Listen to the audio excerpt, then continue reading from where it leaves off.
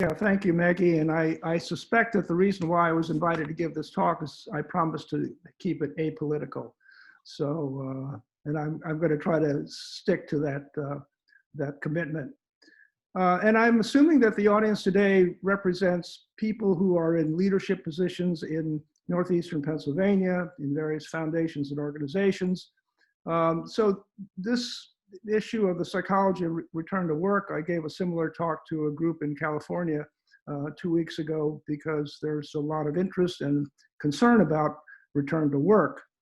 And at the same time, because this is because I'm a psychiatrist, I'm going to be talking about how to engender goodwill and trust in reintroducing employees to the workplace in the context of the pandemic that's been going on, and in the context of the recent social unrest that everybody is familiar with.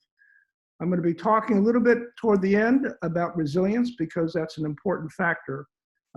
So let me kind of launch right into my talk. And so if you are in a position where you are thinking about getting your systems up and running as quickly as possible, if that's your first goal, you may not get there. And what do I mean by that? Well, the first goal is really understanding, appreciating where your employees will be coming from, and where is that? What's the bind that employees may be feeling? Do they have trust in what they are hearing about returning to work? And also, where and how are you delivering the message to your employees, to the members of your organization? Is it virtual or is it in person? Are you wearing a mask? Are things arranged so there's proper social distancing? Is hand sanitizing available? All these things that have become charged over the last several weeks are really essential. And unless your employees have been in a cave, which no one has been for the last few months, all will have some experience and knowledge of what everyone has been going through, including CEOs, vice presidents, HR, and leadership. So what's happening in other fields? Well, I think most of you have kind of read the press. So in healthcare, telemedicine and virtual sessions are going to change the very nature of care. This could result in more efficient time utilization and conceivably lower healthcare costs. Could outcomes even be improved as a result of the new situation we find ourselves in? And in higher education, virtual seminars, classes, and small groups will be common. You know that the schools continue to be shut down. Medical school is certainly shut down and will be open probably a little later this summer.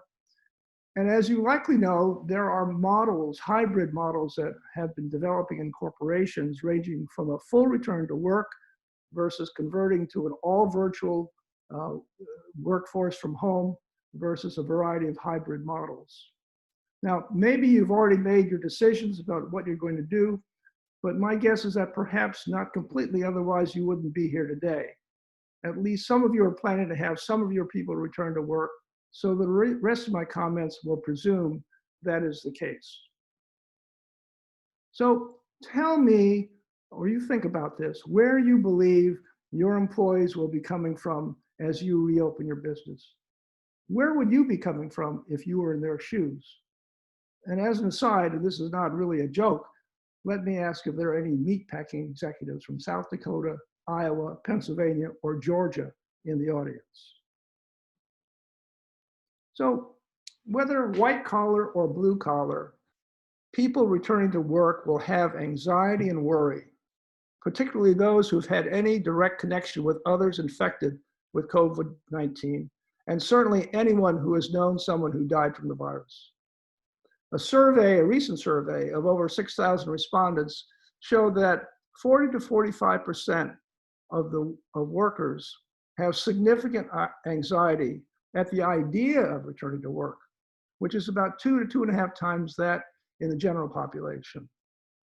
And 2/3 feel as if they will contract the virus.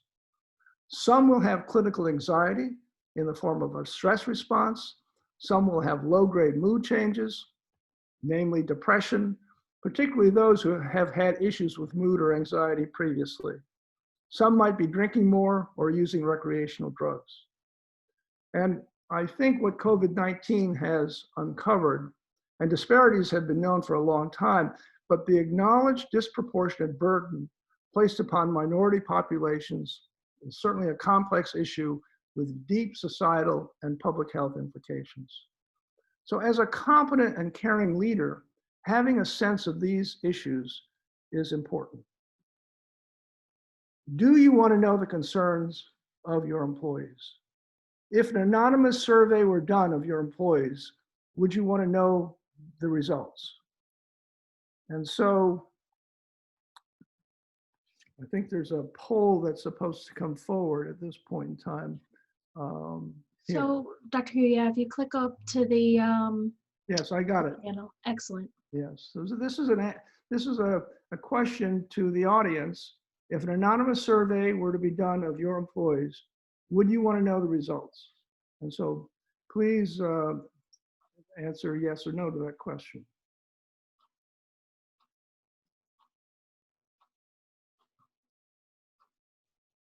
Give you a few seconds to respond.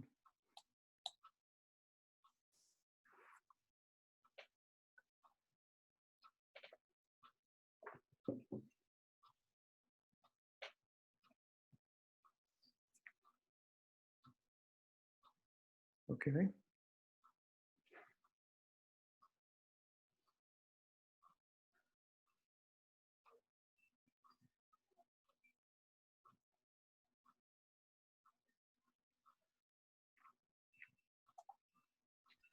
So everybody said yes.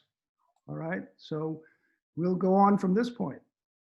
I'm going to close this.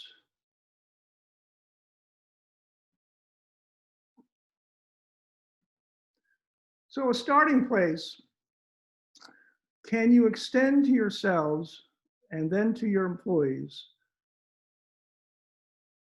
a level of empathy that will send a message? One, you get it.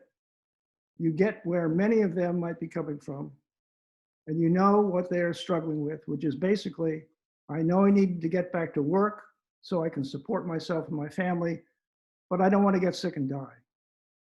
This is what I'm calling the first therapeutic connection.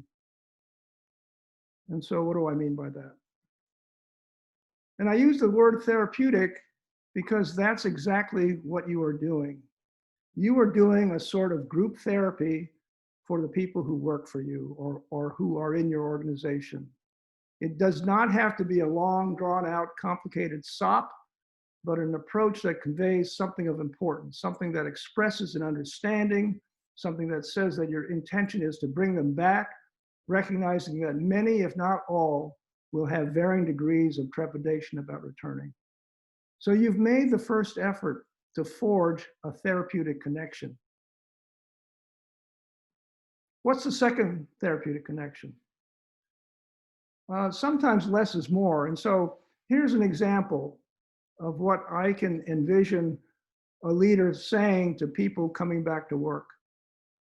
Some of you may have had strong reactions to what has been going on, so that the idea of returning to work has been overwhelming, with the common worry that you are putting yourselves and your family at risk. Let me tell you that since we have been closed, we have taken extraordinary measures to follow the respected CDC guidelines, to modify workplaces, provide PPE where necessary, provide hand sanitation stations, minimize possibilities for contamination through new cleaning protocols, provide periodic breaks for you to go outside, and most recently, provide intermittent testing. We understand that some of you may not feel ready to come back full time. To that end, we will be supporting a phased re-entry over the next 2 to 3 weeks for those who wish to use that approach. So depending on your preferences, you can come back 2 to 3 days for the first week or two, then back to how much you were working before. So what will this approach accomplish? It will accomplish having returning workers see you as not only expressing and communicating your concern, awareness, and yes, your humanness, but also hearing about the changes in policy, the changes in the workplace environment, all an acknowledgement of their importance more than just people who work for you, but people you value and want to support. It's more than simply giving a speech. And what does this message do for your employees? It reduces their anxiety. It supports their feeling that their safety concerns are recognized. It gives them confidence. It helps them believe in you. It helps elements of resilience emerge in them as attributes that can come out in the face of a crisis, both at the individual level and at the community organizational level. So now let me turn to the matter of resilience and what that means and why that is important for both individuals, organizations, towns, and regions. So what is resilience? Well, the non-academic answer. Resilience is the ability to bounce back in the face of adversity. And my guess is that that's what you want from your employees and from yourselves. Leadership and the message coming from leadership shows the emergence of resilience in individuals as well as the emergence of resilience in communities. So you as leaders have a lot to do as to whether you have a resilient workforce or not. Now, I'm not here to offer a primer on resilient leadership or to preach, because I presume you already have many of the elements believed to be associated with resilience. But does resilience define leadership? Or put another way, does resilience define effective leadership? So here are some characteristics associated with resilient leaders. Communication skills, transparency, fairness, thoughtfulness, empathy, high intellectual function, efficient self-regulation, active coping approaches, optimism, a sense of secure attachment, problem-solving skills, and supportive beliefs.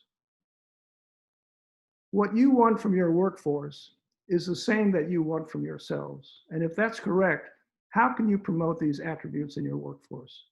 Can the crisis of the pandemic be a catalyst to achieve a different level from everyone, including yourselves?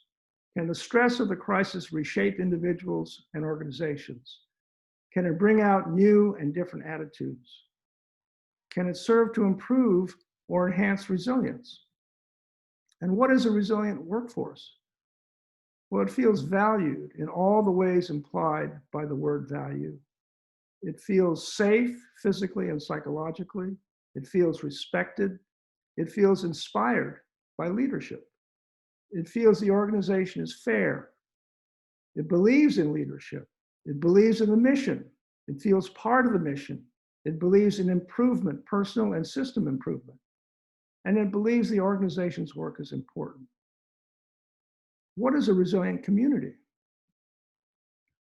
And what are the elements of resilience? Well, there are psychosocial elements having to do with individuals, self-esteem, spirituality, communication, connectedness, self-opinion, adaptability.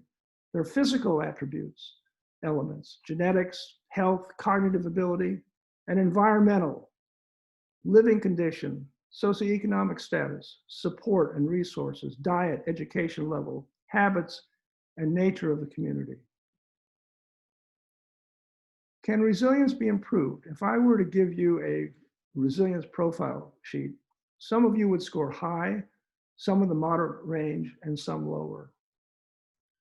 And there are some individual behaviors that have been discussed that could be modified to promote resilience, such as optimism, the ability to do cognitive reappraisal, kind of shifting your cognitive set, active coping skills, social support, humor, physical exercise, pro-social behavior, mindfulness, and having a moral compass.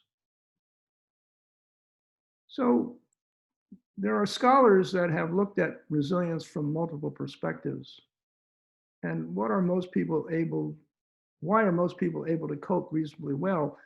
All those factors that I described a moment ago, genetic, epigenetic, developmental, cultural, economic, and social variables, go into what helps people and communities respond in positive ways to adversity.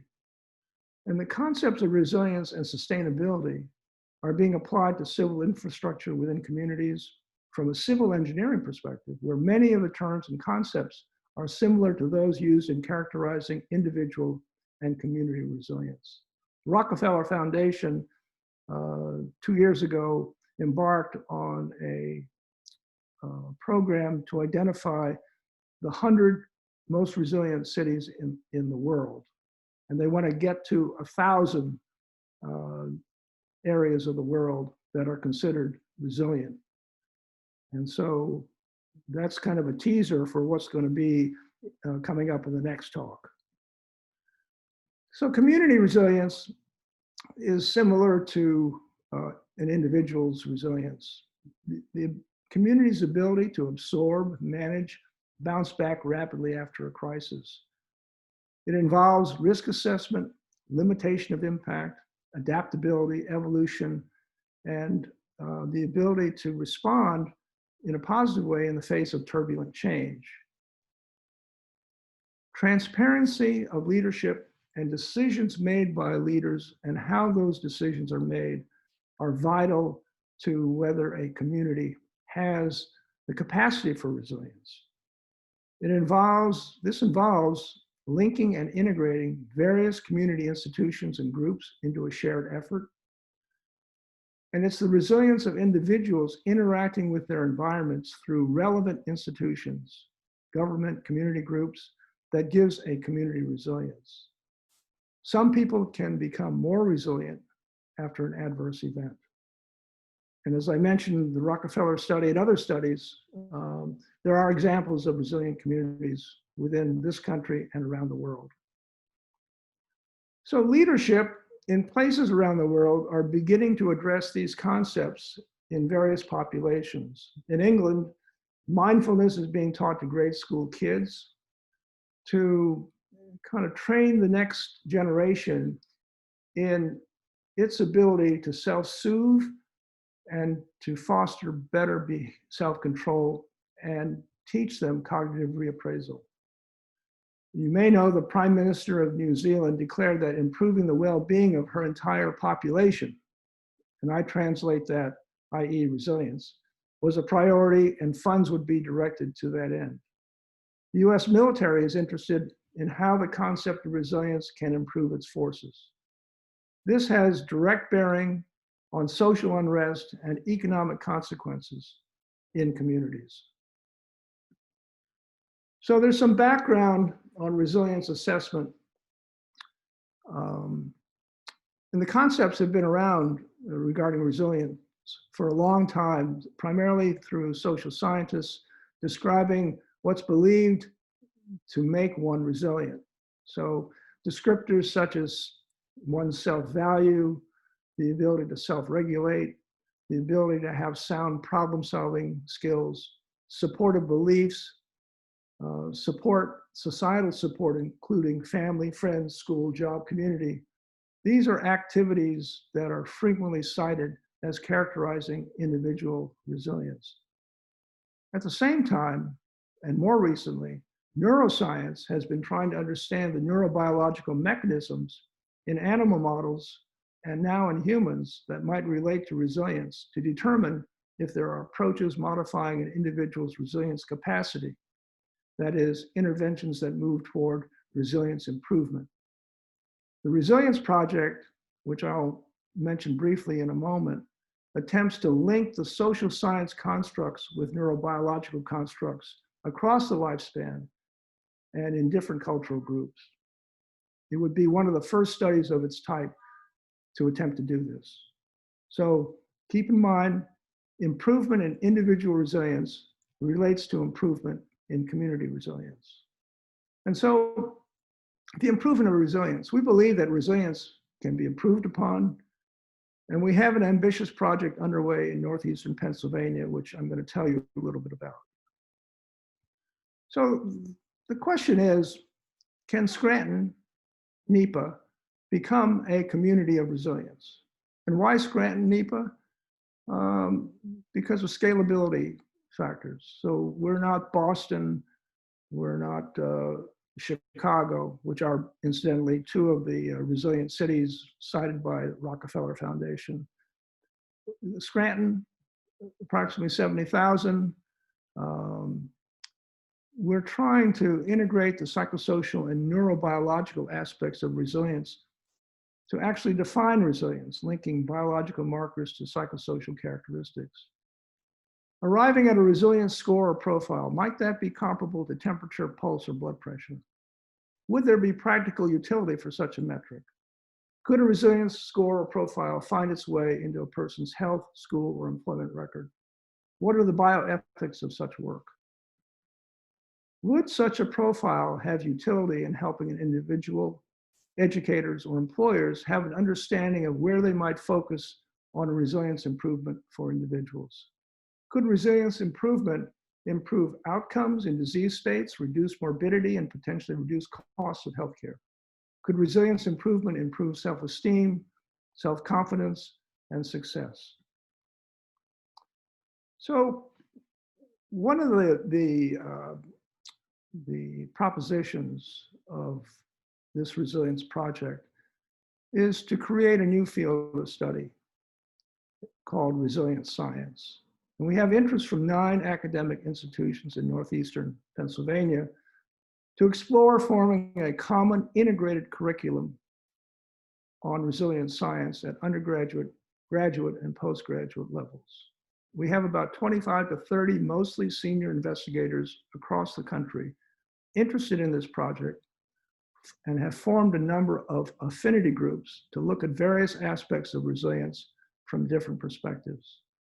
We have planned sites in northeastern Pennsylvania focusing on adults and older adults, and eventually we'll get to kids. We have a site in the Florida Panhandle taking a look at disadvantaged African American kids, and in Walla Walla, Washington.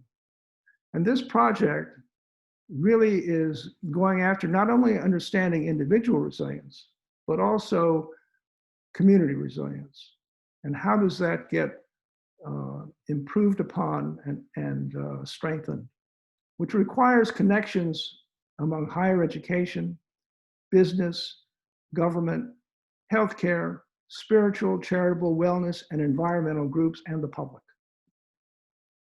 So here are the affinity groups that we have formed and populated with various experts and people interested in this particular project. And it covers a wide range of very important areas that we think are essential in considering as we go forward in the work that I've been talking about. So, because I want to leave plenty of time for questions and discussion, I'm going to ask you whether what you've heard today relates to your own circumstances. I mentioned earlier, and most of you, I think all of you agreed, that if an anonymous survey were completed by your employees or members of your organization, would you be interested in seeing the results? A survey that would assess pre-return to work status, followed by a survey 6 months later or so of post-return to work status. And this work is being done in combination with Sharon Larson, who is a professor and a part of Thomas Jefferson University's College of Population Health, which is the first college of its type in the country. And her information was, you saw earlier, on the 6,000 workers and their responses to the idea of returning to work. So coming on July 10th is a greater in-depth discussion on this question of, can Scranton, northeastern Pennsylvania, become a community of resilience? And if you are interested in the survey for your members and yourselves, you certainly are free to contact me at the address given below, providing your name and your organization. So what I'd like to do is to leave enough time for questions through the chat or direct questions about what I've discussed. Thank you so much. So I'm gonna give everybody the opportunity to fill in your question either through the Q&A box or through the chat. You can also use the raise your hand feature, and we can unmute you so that you'd have the opportunity to ask your questions directly. One question that has come up is if you can expand a little bit on what you mean by the integrating the social, psychosocial and the neurobiological aspects, how that links to biological markers and psychosocial characteristics. If you could expand a little bit what you mean by that and what kind of implications that might have. Yeah, so actually that's going to be a part of my next talk about this question about Scranton becoming a community of resilience. There, I'm going to go into some of the neurobiological factors that are being looked at now regarding resilience. And so I think from a health and healthcare perspective, in healthcare, we're used to looking for pathology. But in health, the idea of resilience is really a positive attribute that we're interested in understanding as much as possible.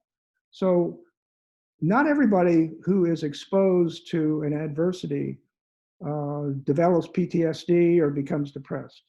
We're interested in the factors that are protective that allow people to continue functioning at a high level, even in the face of adversity. So some people don't go through what many others might go through in terms of succumbing to adverse events. So how does that happen? I mentioned the psychosocial aspects in terms of self-esteem and ability to communicate and cognitive reappraisal, things like that.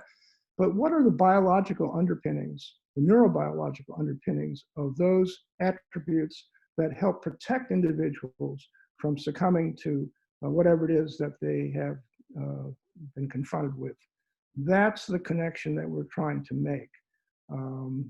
Actually getting into the science of what makes a person resilient.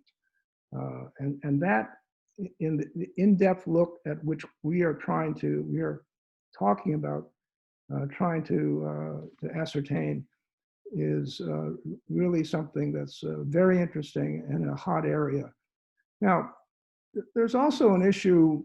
I mentioned there are 9 higher education colleges and universities that we have been talking with over the last year, really. They're all interested, and the concept is, I mentioned, can they become an integrated higher education consortium around the area of resilient science? And in the next talk on July 10th, I'm going to be talking about the components of resilient science, because it's not just about psychology or neurobiology. There are a host of other factors that go into characterizing what resilient science is all about, both at individual and community levels.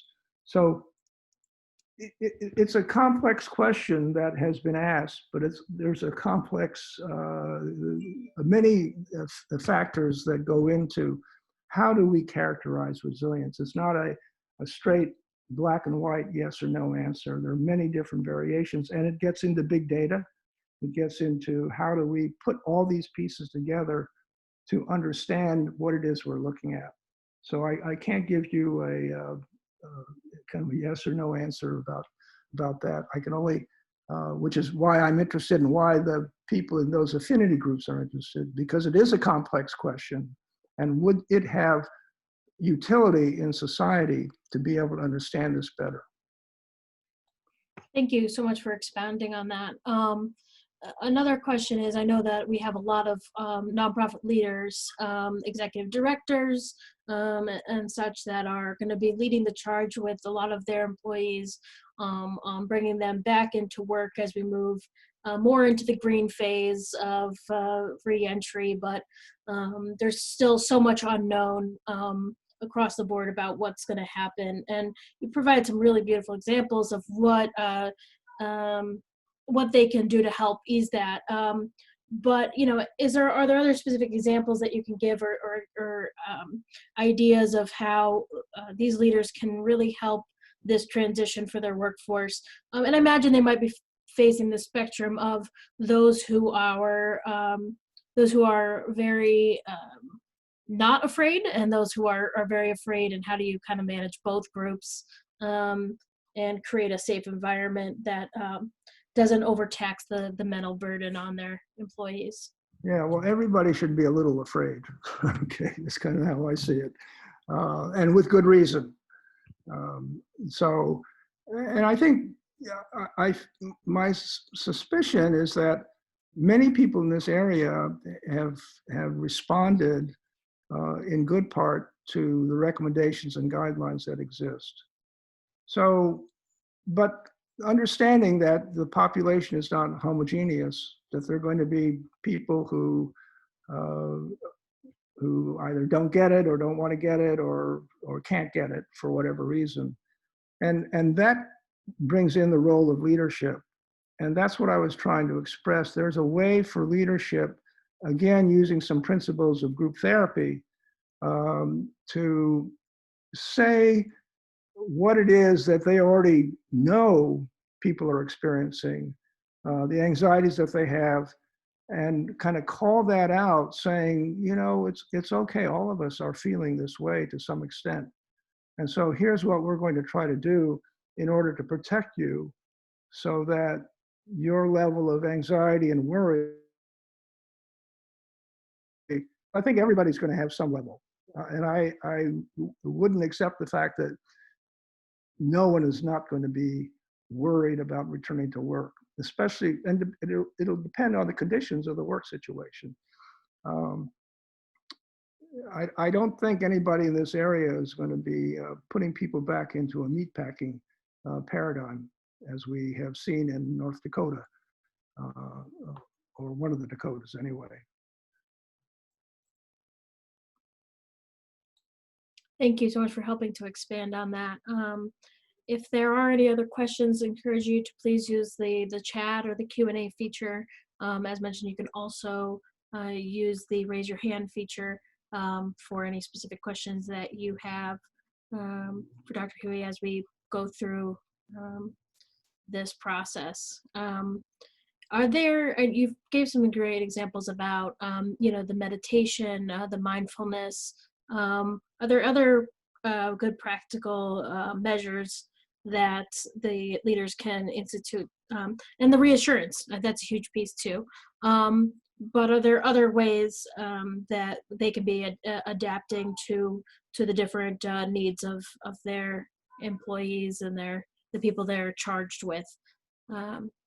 Other steps. Yeah, I think it's going to require getting beyond rhetoric, and actually demonstrating actions, that there is a different psychology and mindset in the work situation, and people will know that at the first meeting that they have, and so leadership can talk about it. That's why I said it's not simply giving a speech to try to buck up morale.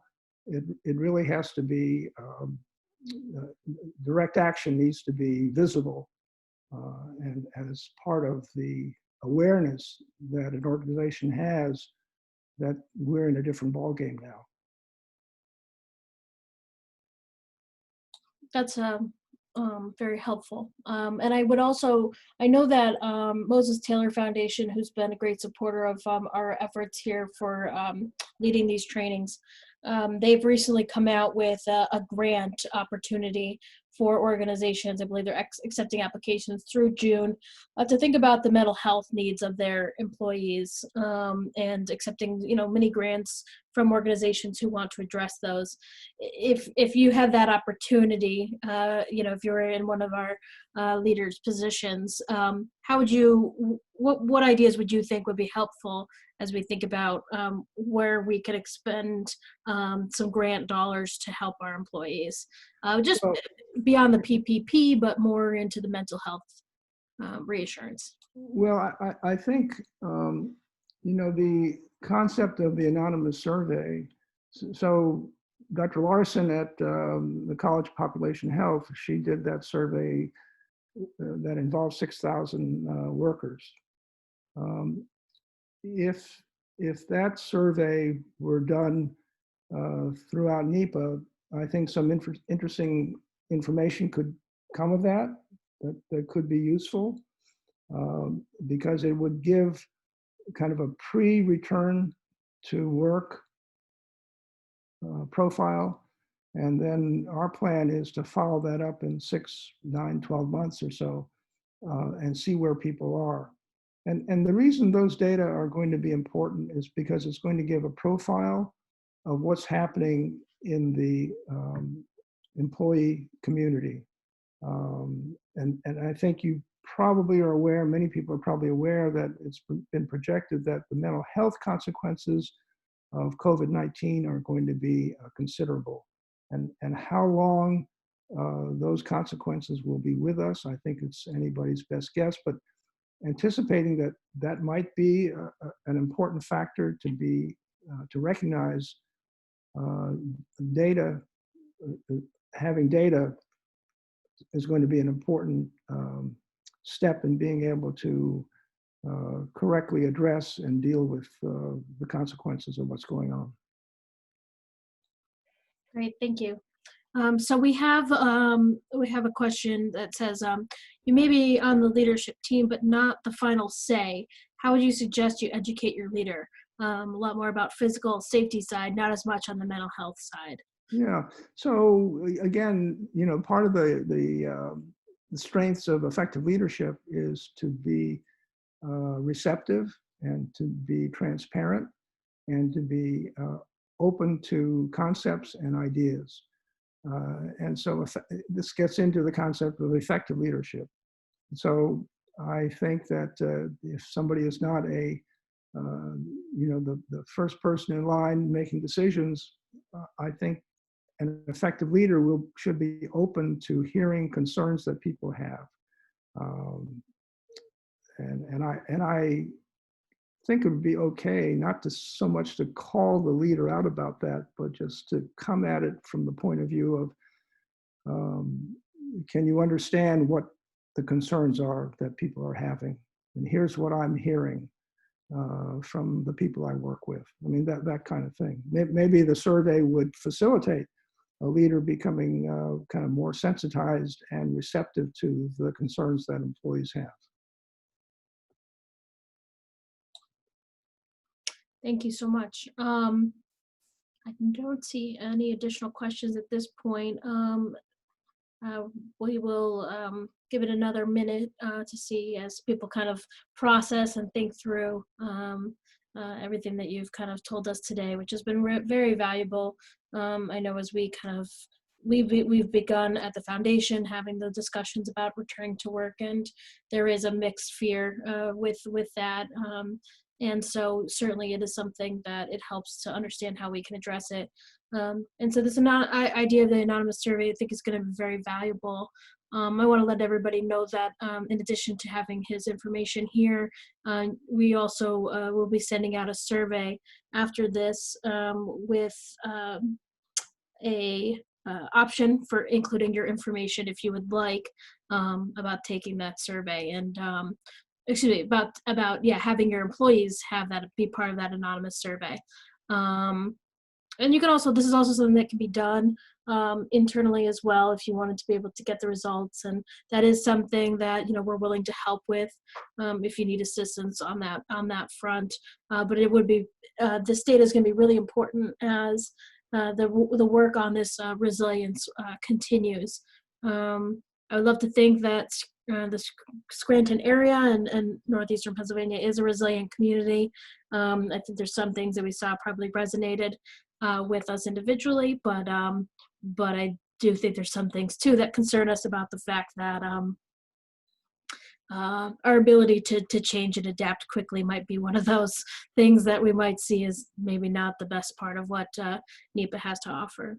Yeah, and I think that, you know, while the definition of resilience is how does an individual or community respond in the face of adversity, it really is not only in the face of adversity. If you have a resilient individuals and a resilient community, the community, that community has inherent strengths because of having sound resilience. And so it almost becomes a quality of life issues for individuals and communities that have kind of a strong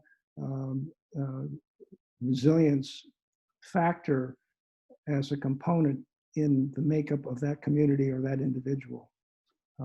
So it's not just for when times are bad.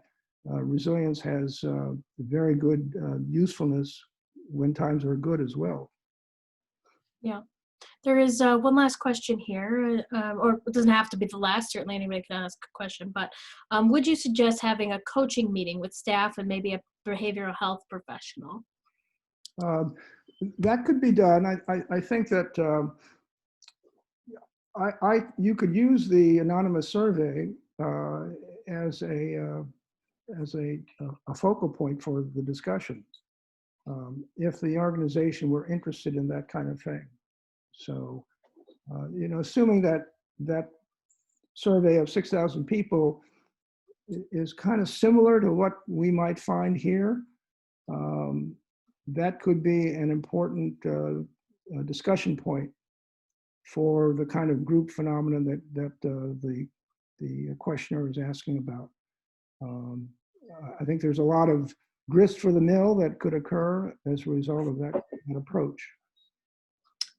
And if they were able to participate in this survey, will they have access to the results then from their? Absolutely, that's the idea. It's anonymous. We've taken pains to make sure that nobody can be identified. We're not asking for a lot of specific information that will readily identify anybody. So we will be providing the results of that survey.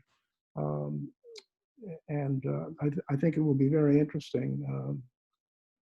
The results will be very interesting and useful. So it's not just doing stuff to do stuff. I think that there could be a lot of useful information that comes out of this, and that could be helpful to organizations and to individuals. Great. And there was a question if it's possible to see a sample of the survey before distribution of it. Yeah, right now it's going through the Investigational Review Board, which we anticipate is going to be a quick response because there's nothing controversial in it and there's no identifying information. So this should be a very easy thing to do. Excellent. So we'll be sure that that information gets shared out to all those who are interested in sharing this out to their teams. Now, I should add, I mentioned that there are 9 institutions that have expressed interest and that we've been talking with over the last several months. And I should name the institutions. One, obviously, the medical school, Lehigh University, Penn State Scranton, University of Scranton, Marywood, Lackawanna College, Keystone, Johnson, and I may be missing 1 or 2. I'm new here, so I don't know all the names of all the colleges. King's, I think, was one of them. But all those have expressed interest in this concept of an integrated collective, an academic collective around the study of resilient science. And then kind of the other point that will be mentioned on July 10th is that could that become an economic engine for the area? And I'll have a lot more to say about that on the 10th in terms of how that could be an organizing principle to kind of help drive new grants coming into the area, foundation funds and so forth, to help support what I think would be the first community in the country to engage around this larger concept of resilient science and what that means as an example to other areas of the country. So there's a lot more that goes into what this means for Scranton and northeastern Pennsylvania. Great. And another question came in. It said that there are needs for resilience across the range of public policies related to adaptation, to climate change, public infrastructure in our region. The links to public health and community health can benefit for links across our community's leadership. Can you comment on this? Well, I don't want to steal my thunder for the next talk. So there are there are 10 principles having to do with community resilience that I'm going to lay out in my next talk that gets to some of the points raised in this particular question, which is a good question. But I will talk about that on July 10th. Thank you so much. That seems to be all the questions that we've received. I want to thank you again so much for your time today. I am going to go ahead and stop the recording here.